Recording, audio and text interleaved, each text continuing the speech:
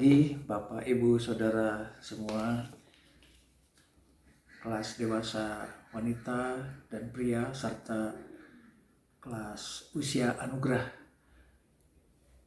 Terima kasih untuk kehadirannya dan kita patut memuji Tuhan dan bersyukur kepadanya bahwa sampai saat ini Tuhan sangat sayang kepada kita, selalu menyertai kita, dan kita masih boleh mengikuti sekolah minggu walaupun secara online, dan kita doakan supaya sekolah minggu kita bisa onsite juga, dan kita pun boleh tetap setia kepada Tuhan melalui kebaktian-kebaktian ataupun persekutuan-persekutuan yang kelak akan diadakan di gereja kita. Hal ini saya sampaikan yaitu tentang kesetiaan, di mana kesetiaan kita kepada Tuhan Yesus akan kita pelajari dari pelajaran sekolah minggu Triwulan 2 tahun 2022, pelajaran kedua dengan judul Doa Salomo terhadap penggenapan janji Allah, di mana Salomo memberikan contoh teladan yang bisa kita contoh tentang kesetiaan dan doa. Sebelum kita belajar, kita berdoa minta pimpinan Tuhan. Mari kita berdoa. Tuhan Yesus yang baik, pada pagi ini kami datang padamu Tuhan, mengucap syukur dan berterima kasih karena Tuhan tetap setia kepada kami, tetap sayang kepada kami, tetap merawat kepada kami, dan selalu hadir di dalam kehidupan kami. Menyerahkan jam pelajaran sekolah minggu ini kepadamu Tuhan. Mohon Tuhan memberikan pengertian kepada kami dan juga kemampuan untuk dapat menyerap semua pelajaran dan dapat dilakukan di dalam kehidupan kami sehari-hari. Ampuni Bapa salah dosa kami, di dalam nama Yesus Kristus kami berdoa dan ucap syukur. Amin. Bapak Ibu Saudara, pelajaran ini diambil dari 2 Tawarikh pasal 6 ayat 12 sampai 17. Saya akan bacakan untuk Bapak Ibu Saudara dengan judul perikop Doa Salomo ayat 12 sampai 17. Kemudian berdirilah ia di depan mezbah Tuhan di hadapan segenap jemaah Israel, lalu menadahkan tangannya. Karena Salomo telah membuat sebuah mimbar tembaga yang panjangnya 5 hasta dan tingginya 3 hasta, lebarnya 5 hasta, yang ditaruhnya di halaman. Ia berdiri di atasnya lalu berlutut di hadapan segenap jemaah Israel dan menadahkan tangannya ke langit. Ayat 14, sambil berkata, "Ya Tuhan Allah Israel, tidak ada Allah seperti Engkau di langit dan di bumi. Engkau yang memelihara perjanjian dan kasih setia kepada hamba-hambamu yang dengan segenap hatinya hidup di hadapanmu. Engkau yang tetap berpegang pada janjimu terhadap hambamu Daud, ayahku, dan yang telah menggenapi dengan tanganmu apa yang kau firmankan dengan mulutmu, seperti yang terjadi pada hari ini. Maka sekarang ya Tuhan Allah Israel, peliharalah apa yang kau janjikan kepada hambamu Daud, ayahku, dengan berkata, keturunanmu takkan terputus di hadapanku dan tetap akan duduk di atas tahta kerajaan Israel. Asa anakmu tetap hidup menurut hukumku, sama seperti engkau hidup di hadapanku." Ayat 17, "Maka sekarang ya Tuhan Allah Israel, biarlah terbukti kebenaran firman-Mu yang telah kau ucapkan kepada hambamu Daud." Tujuan pelajaran pada pagi ini adalah agar kita mendapatkan pengertian tentang umat yang digunakan untuk menggenapi janji Allah sebagai bagian dari pengabdian hidupnya, hidup Salomo, hidup kita. Pengertian umat adalah kita, saudara dan saya. Saudara dan saya digunakan untuk menggenapi janji Allah sebagai bagian dari pengabdian hidup kita. Salomo memberikan gambaran kepada kita, Salomo memberikan contoh kepada kita untuk dapat kita lakukan. Misalnya, setelah Salomo memuji Allah karena berkat Tuhan di masa lalu, Salomo melanjutkan dengan doa bagi masa depan Israel. Jadi ketika doa Salomo dikabulkan, Salomo tidak diam, bersyukur, dan tidak berdoa lagi. Tetapi Salomo memberikan contoh kepada kita, berdoa untuk banyak persoalan, banyak bangsa Israel yang masih perlu pertolongan dan pimpinan dari Tuhan sendiri. Untuk kita, setelah kita mendapatkan berkat Tuhan, selain memuji dan mengucap syukur, kita lanjut kita lanjutkan dengan doa masa depan kita. Kemudian kita berdoa untuk keluarga kita, berdoa untuk gereja kita, berdoa untuk pemimpin gereja, berdoa untuk seluruh jemaat dan negara kita. Ayat 14-17, doa Salomo ini untuk kerajaan. Doanya dimulai dengan pengakuan bahwa Allah begitu unik dan berkuasa. Penyelesaian bait Allah merupakan salah satu kemahakuasaan Allah. Allah setia pada perjanjian kasih-Nya kepada orang-orang yang memberikan segenap hati kepada Allah. Apakah saudara dan saya, kita, termasuk dalam komunitas orang yang memberikan segenap hati kepada Allah? Bangsa Israel setelah masa pembuangan harus hidup memberikan segenap hati kepada Allah. Salomo kemudian meminta agar Allah memenuhi janji Allah kepada Daud, sebagaimana ketaatan yang Salomo tunjukkan terhadap hukum Allah. Ini berlaku juga untuk kita. Jika kita sudah melakukan kesetiaan kepada Allah dengan taat dengan hukum-hukum Allah, kita boleh memohon kepada Allah memenuhi janji-janji Allah untuk anak-anak kita, untuk cucu, untuk generasi kita selanjutnya. Di ayat 14 ada kata kalimat memelihara perjanjian dan kasih setia. Kedua istilah ini memiliki arti yang sama. Perjanjian kemurahan Allah melalui kematian Kristus adalah sumber segala berkat, baik untuk kita maupun untuk orang-orang yang menerima bagian kekal selama perjanjian yang pertama, yaitu kepada hamba-hamba Allah yang terpanggil. Itu ada di dalam Ibrani pasal 9 ayat 15. Dan bagi kita yang beriman, tentu iman yang dibuktikan dengan ketaatan. Di dalam Yakobus pasal 2 ayat 17 berkata, demikian juga halnya dengan iman. Jika iman itu tidak disertai perbuatan, maka iman itu pada hakikatnya adalah mati. Doa Salomo yang diucapkan di rumah Tuhan mengenai janji untuk digenapi merupakan sebuah harapan berkat baginya, bagi Salomo sendiri. Salomo telah mengabdikan dirinya untuk membangun rumah Tuhan sebagai bukti bahwa Salomo hidup di hadapan Tuhan dengan segenap hati, dan Salomo berharap bahwa janji Tuhan, yaitu berkat baginya, diberikan Tuhan. Kalau mengikuti pembagian dari buku Murid, penulis membagi menjadi 3 bagian. Yang pertama, mengakui kebesaran Tuhan di dalam ayat 12-14. Doa Salomo dimulai ayat 14 yang mengungkapkan kebesaran Tuhan, bahwa tidak ada Allah seperti Tuhan di langit dan di bumi. Ada penekanan pembelajaran untuk kita. Bangsa lain menyembah berhala yang seringkali berupa patung.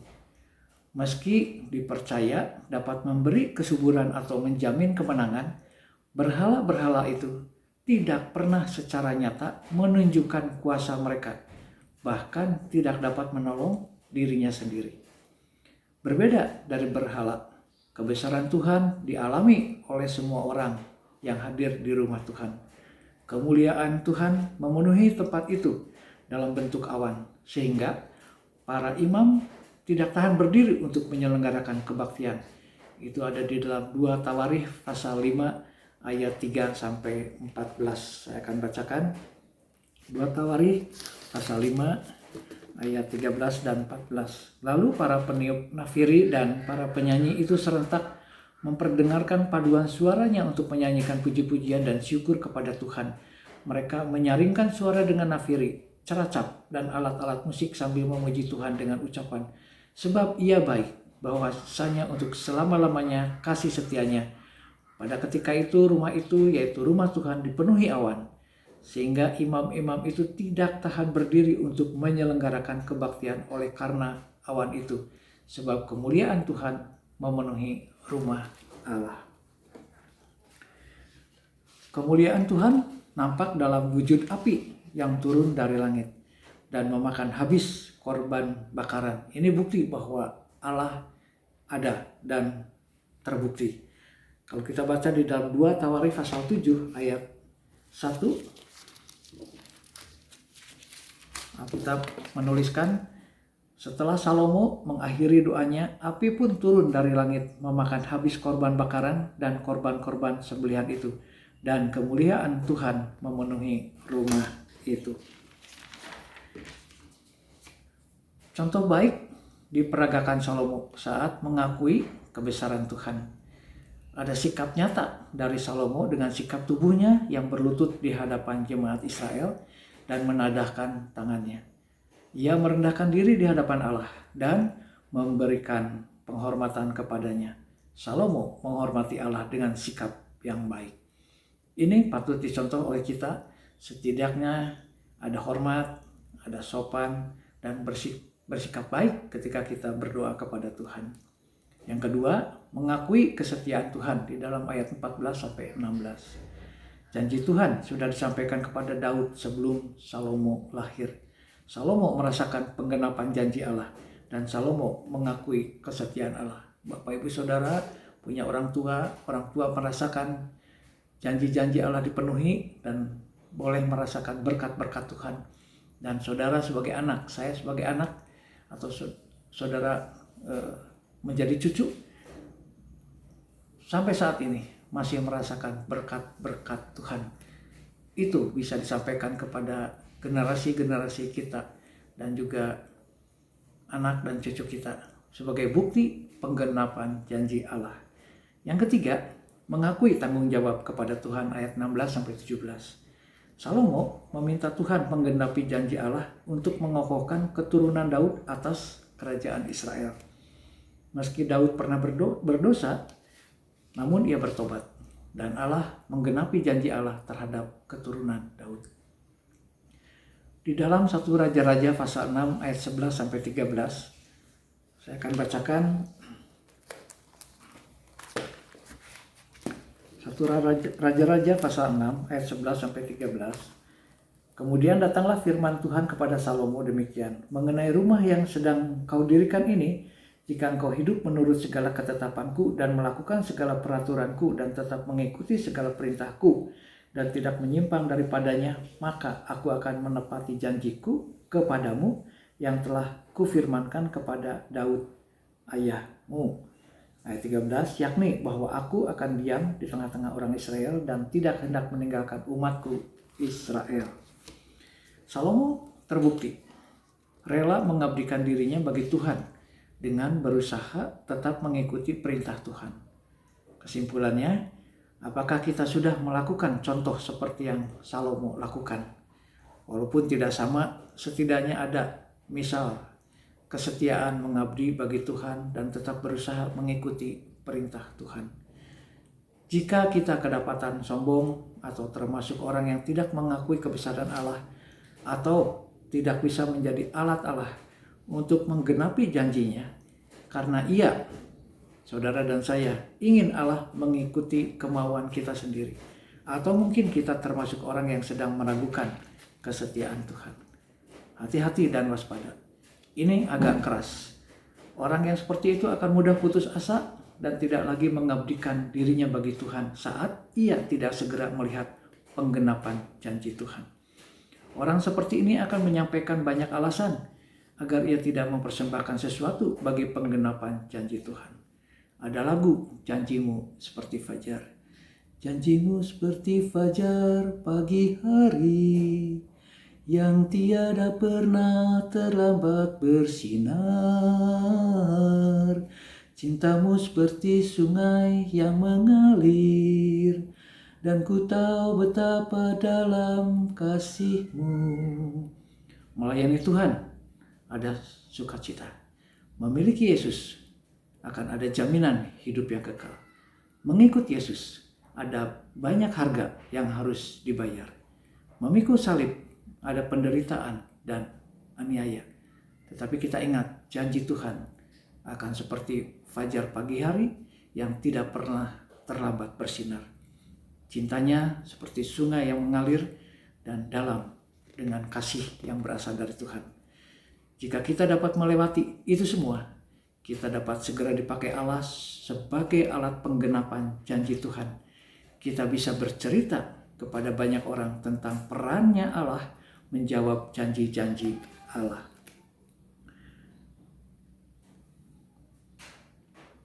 Tuhan juga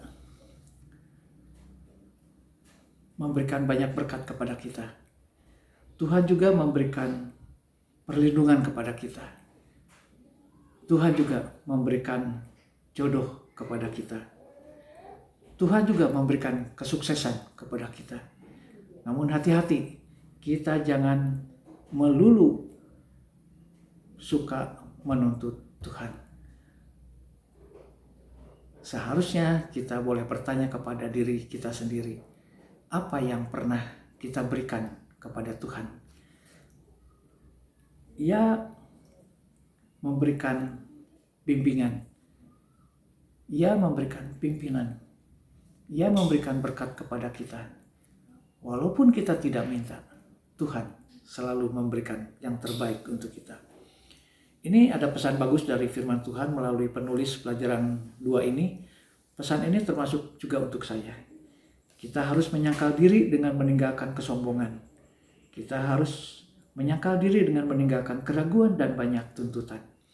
Sebaliknya kita mau memikul salib kita untuk berlatih rendah hati, belajar mempercayai kesetiaan Tuhan dan berjuang memenuhi tanggung jawab kita kepadanya. Karena terbukti Tuhan selalu memberkati kita.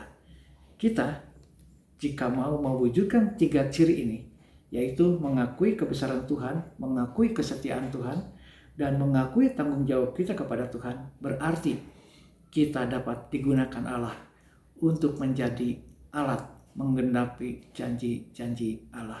Mari kita berdoa. Tuhan Yesus yang baik, terima kasih untuk pelajaran ini. Tuhan tolong membantu, menolong kami saat kami berdiskusi melalui kelas kami masing-masing. Dan Tuhan, kami berterima kasih karena pemeliharaan Tuhan, kesetiaan Tuhan kepada kami. Dan kami ingin menyerahkan hidup kami selanjutnya kepadamu Tuhan. Tuhan memberkati anak-anak-Mu yang sudah setia dalam sekolah minggu. Dan Tuhan terus menyertai keluarga kami masing-masing. Terpujilah nama-Mu. Di dalam nama Yesus Kristus kami berdoa dan ucap syukur. Amin. Terima kasih, Tuhan Yesus memberkati kita semua.